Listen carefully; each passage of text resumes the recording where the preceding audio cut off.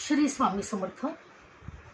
आज मी खूप महत्त्वाचा उपाय तुम्हाला सांगणार आहे।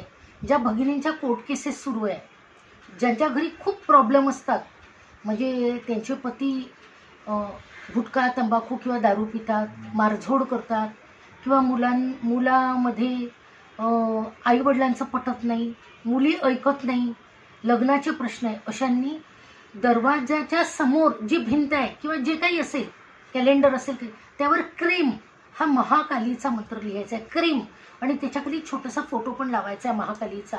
आपल्या घरात ज्या लहरी येतात, म्हणजे समोरचं जे द्वार असतं ना, प्रवेशद्वार, त्यातूनच शुभ लहरी येत असतात। लक्ष्मी पण येते, तशीच अलक्ष्मी पण येते। अलक्ष्मीला आपल्याला बाहेर काढावी लागते आणि लक्ष्मीला आपल्याला घरात घ्यावी लागते। जेव्हा तुम्ही केरसुनी घेता किंवा केरसुनी समोरच्या दारातून चालवत चालवत घरात आणायची असते आणि मंत्र म्हणायचा असतो लक्ष्मीचा। तसंच जी केरसुनी जुनी होती ती मागच्या दारातून आणत समोरच्या दारात आणून शनिवारच्या दिवशी ती कचऱ्यात टाकायची असते, जाळायची नसते, लक्षात घ्या। यामुळे घरात आपल्या हा जो प्रकार आहे हा जर केला तर अलक्ष्मी निघून जाते आणि केरसुनी ही नेहमी उभी ठेवावी।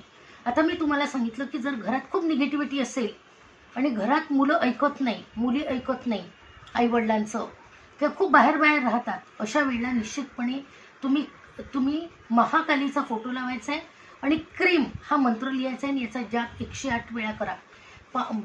आपला माठ असतो त्या माठावर पण तुम्ही क्रीम असं कोरू शकता किंवा पाण्यावर पण बोटाने लिहायचं क्रीम क्रीम, आणि लक्षात घ्या, सदोदित म्हणा की माझी मुलं खूप चांगली आहेत, ऐकत आहे, माझी सून चांगली आहे, माझा पती चांगला आहे, किती पिऊ द्या त्याला, पण महाराज स्वामी समर्थांच्या चरणी 100 जेव्हा नंबर त्याचे काउंट होईल 99 आणि 100वा महाराजांचा राहील, तर महाराज त्याला सुतासारखा सर्व केल्याशिवाय राहत नाही।